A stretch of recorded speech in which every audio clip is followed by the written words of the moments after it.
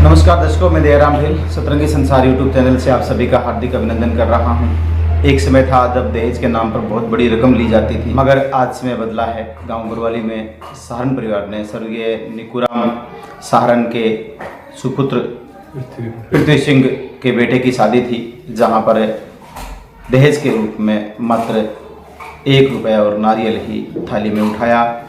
इस तरह की परंपरा इनके परिवार में पहले भी चली है। सबसे पहले मैं शिषपाल जी से, जो कि रिटायर अध्यापक रहे हैं, सर ये परंपरा आपके परिवार ने डाली है दहेज न लेने की?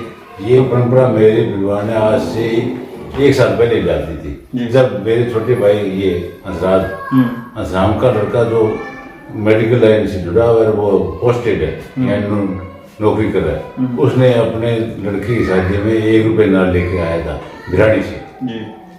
वहीं से परंपरा अब ये परंपरा आगे से आगे बढ़े, जितनी बड़ी उतनी बड़ी है, क्योंकि लड़की को समाज है वो बोझ मानता था, लेकिन अब रुपये नाड़ में शादियाँ होगी तो लड़की वजन नहीं रही, उससे प्रेम ही बढ़ता है। बिल्कुल साहब, यानी लड़की वाले को ये चिंता नहीं रहेगी कि मुझे 5 लाख रुपए या 7 लाख रुपए थाली में डालने, उससे मुक्त हो जाएगा और लड़की भी बराबर की है। अब कल ये पृथ्वी के लड़के विकास की शादी में हम 1 रुपये नारियल लेकर आए, पहले भी गए थे अब भी गए, तो रिश्तेदार भी खुश हैं, लड़की भी खुश है, लड़का भी खुश है, हम भी खुश हैं। यानी ये जो सामाजिक बुराई है इसको हम त्यागना चाहते हैं। चलो, सेना से रिटायरमेंट हंसराम जी से बात करते हैं।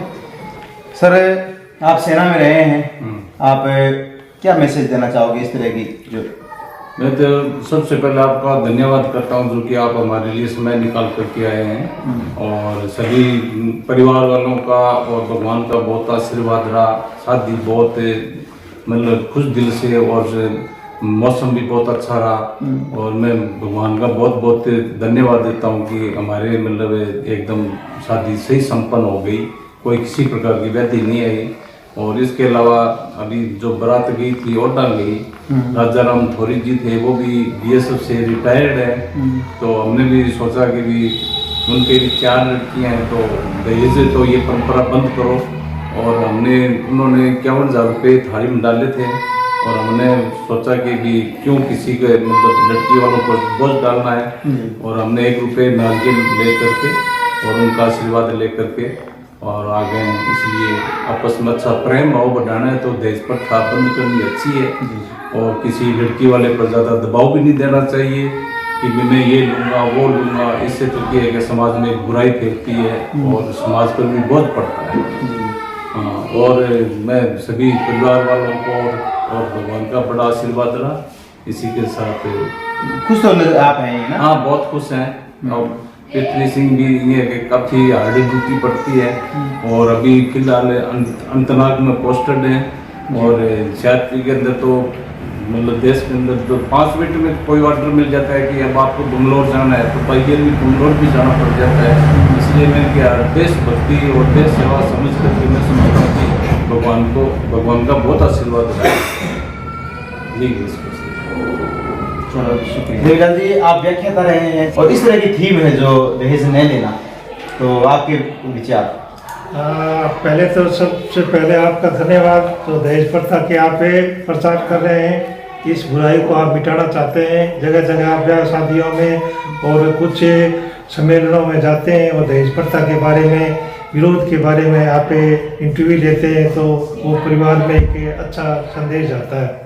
अब रही बात हमारे परिवार की, तो पहले तो परिवार वाले वो दहेज लेना देना करते थे, लेकिन हम 4 भाई हैं, चारों भाई पढ़े लिखे हैं, सर्विस में हैं, तो हमने बैठकर ये बातचीत करते रहते थे कुछ खुशियों के टाइम में कि हम शादी में न तो दहेज लेंगे और न दहेज देंगे। तो हमारे पिछले वर्ष अपने भाई और चारे के लड़के लड़की की शादी हुई, तो उसमें ने तो उन्होंने जो अपने बेटियों को सम्मान दे दिया, हमने अपनी बेटी को सम्मान दे दिया, और न हमने रुपए उठाए और न हमसे वो रुपए ले गए। रुपये नारियल में हमें लाए और रुपये नारियल में वो हमारे रिश्तेदार ले गए। भागीरथ की?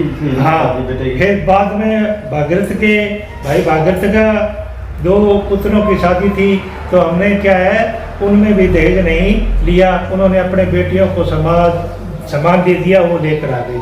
अब इस वर्ष हमने फिर हमारे पृथ्वी भाई के लड़के और लड़की की शादी थी, तो हमने क्या है लड़की को सामान दे दिया, और रुपए रखे थे, वो लड़कों वालों ने मना कर दिया, उन्होंने दहेजे रुपए नहीं लिए। इसी तरह हम भी वहाँ गए तो लड़के वालों ने सामान अपने बेटी को अच्छा दे दिया जितना देना था, और उन्होंने रुपए रखे, हमने उनसे वो इनकार कर दिया और हमने कहा कि हम तो 1 ही रुपये लेंगे। 1 रुपये वो नारियल लेकर आए।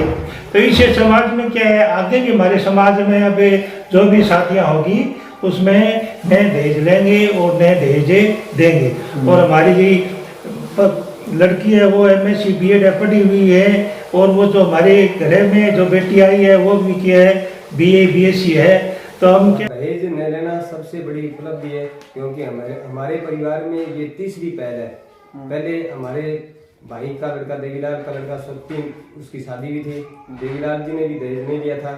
और अब पीछे 5वें महीने में मेरे छोटे भाई भागवत के लड़कों की शादी थी, उन्होंने भी बिल्कुल ही दहेज नहीं लिया। और अब ये मेरा छोटा भाई है पृथ्वीराज, इसके लड़के की शादी थी, तो इन्होंने भी दहेज नहीं लिया।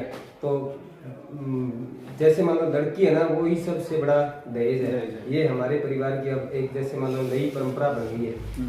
तो ये हम बड़ा अच्छा महसूस कर रहे हैं कि दहेज अगर नहीं लें तो ये परिपाटी है वो हमेशा चलती रहे, ताकि आगे आने वाले भविष्य में जैसे मान लो लड़कियों के बारे में जैसे मान लो लेन देन वाला सिस्टम है वो बिल्कुल बंद हो जाए। बिल्कुल बात सही है। समाज दुनिया भी सीख ले रही है इससे। हाँ बिल्कुल सही है, दुनिया इससे बहुत बड़ी सीख ले रही है, क्योंकि जैसे मान लड़की है ना, वही सबसे बड़ा दहेज है।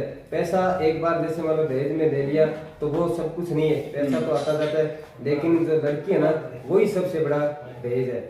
तो मैं यही मानता हूँ कि लड़की सबसे बड़ा दहेज है। लड़की को पहले पढ़ा दो लिखा दो, उसके ऊपर पैसे वैसे खर्च कर दो, वो सबसे बड़ा काम होगा, क्योंकि आगे वो भविष्य में ना वो एक अच्छा जैसे मान लो मुकाम हासिल कर लेगी। तो दहेज न लेना ही सबसे बड़ी उपलब्धि है, यही मेरा मानना है।